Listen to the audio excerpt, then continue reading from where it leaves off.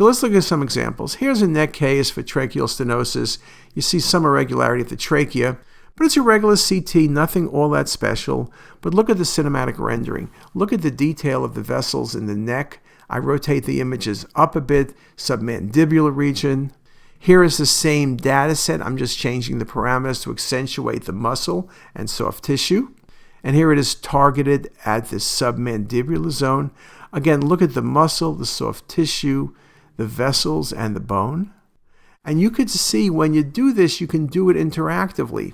So here's just a good example where I'm just rotating the data set. And again, I could change the parameters. I can get specifically the region I want.